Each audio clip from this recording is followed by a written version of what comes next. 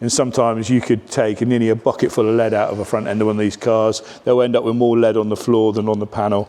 And as you can see, I haven't got none on mine. Don't forget to like and subscribe to all our social media platforms, and I hope you enjoyed the video. We'll see you on the next one. Platforms? Yeah, platforms. Platforms. Yeah.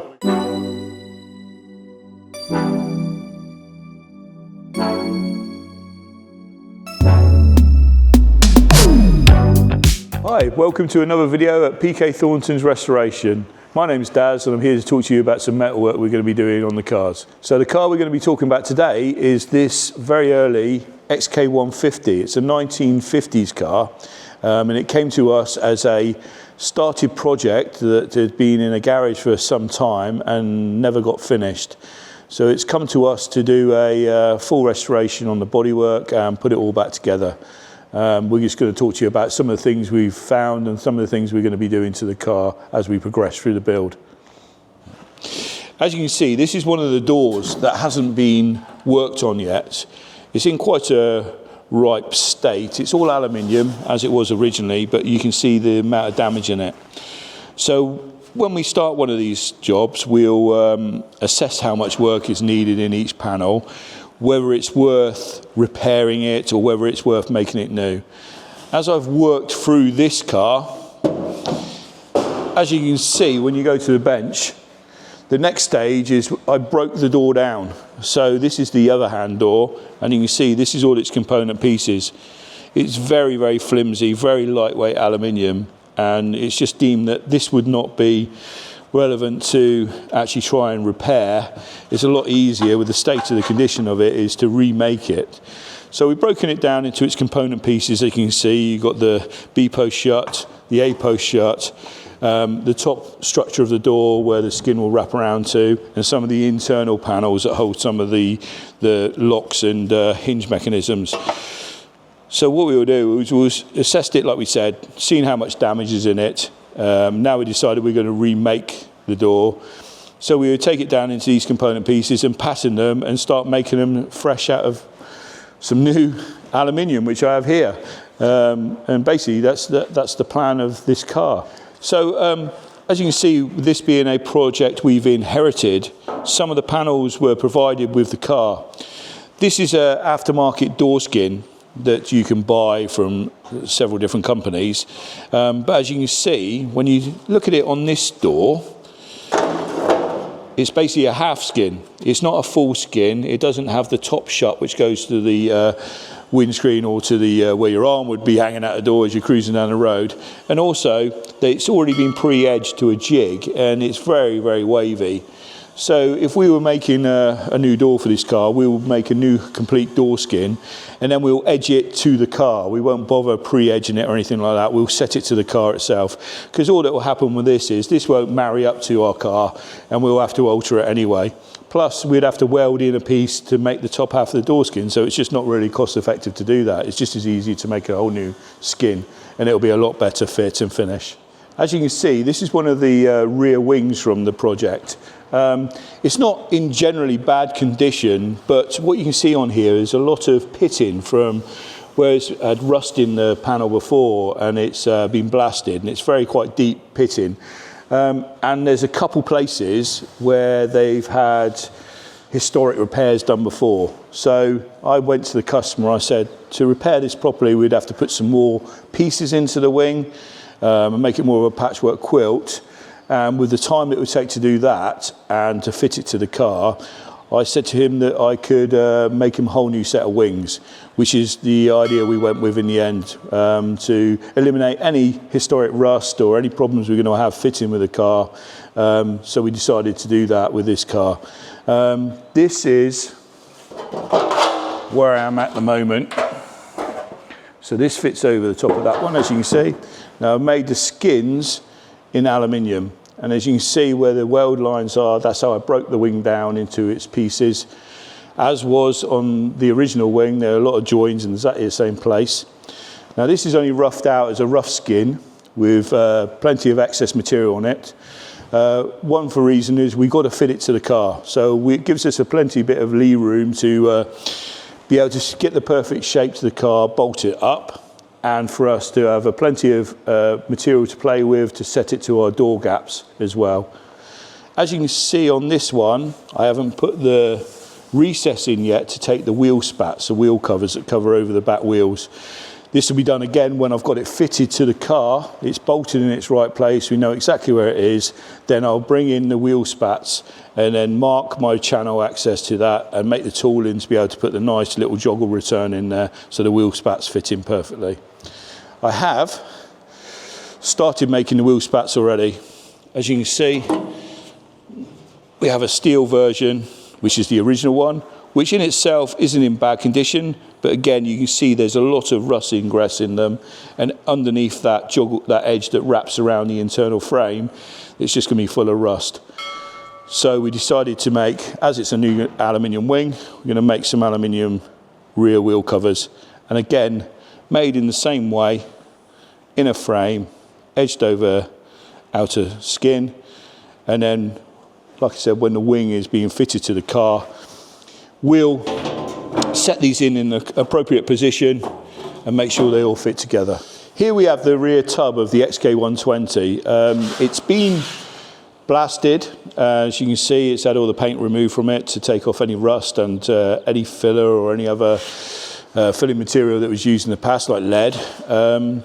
It's not in a bad condition, but you can see some historic repairs, like here on top, where they've put a panel in where it's rusted against the boot lid edge. And again, along the edges where it started to bubble a little bit in places.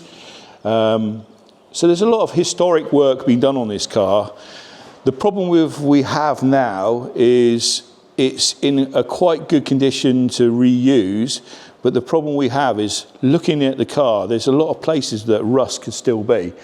And there's a lot of places where they've repaired it before, and we don't really know the state of the repair or what the metal is like underneath that repair. So my thoughts on the matter is probably I may remove the outer skin on this car just so I can get into the inner structure, check how bad it is, repair anything that needs to be repaired, and get out any final rust that's in the car. This seems like an extreme thing to do when the car is not in holes or anything like that. It's just that with the way we work here is we want to future-proof the car. We don't want any more rust coming back any other time in places that we can't get at to it. I mean, you can e-coat these cars, but if it's still trapped between layers of material, then you'll not be able to get to it. So to be safe, I'm thinking to replace some of the rusted areas, some of the old repairs that have been done on the car before. It may be easier to make a new skin in places, remove this one, get it out of the way, get it all looking really, really good. They're so narrow, the traps inside this, of where they've edged it back underneath the car and put the skin over the top. There's no way you can get in to clean all that out.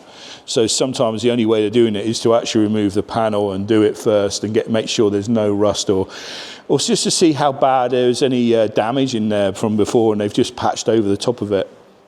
So this will be the onward progress of this rear tub. We'll get that addressed first, and then we'll start fitting the wings to it when we got it mounted on the chassis. Then when that's done, it will start looking like a lot better car and a lot more together.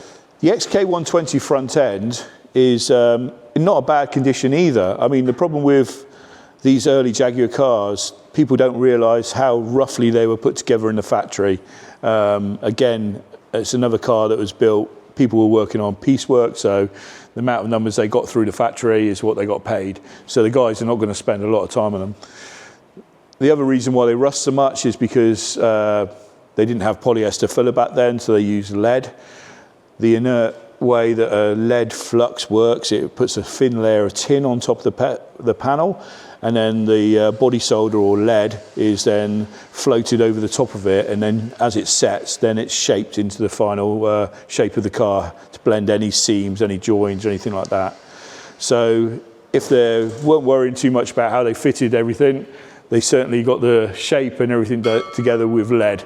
And sometimes you could take nearly a bucket full of lead out of the front end of one of these cars. I've repaired some wings of these before, and I literally had a Tough and Eager tub of empty bucket full of lead that we had taken out of one of these cars, just because of the amount of shape they were trying to put back in the car, because they didn't worry about how the light pods fitted. They just got it on the car as quick as they could, and then they smoothed it all out with lead.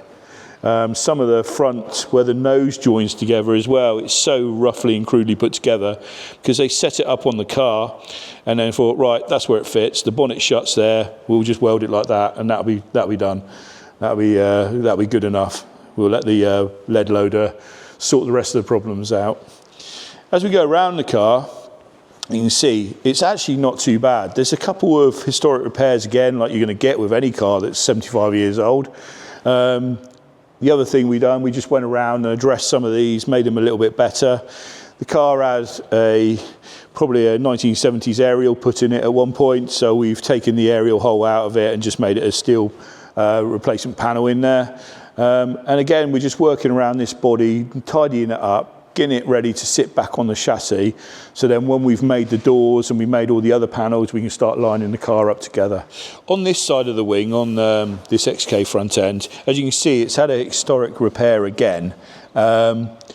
We're going to address this because as we were looking for the panel, a good indication for you sometimes is hold a torch behind the panel and you can see little light holes in it.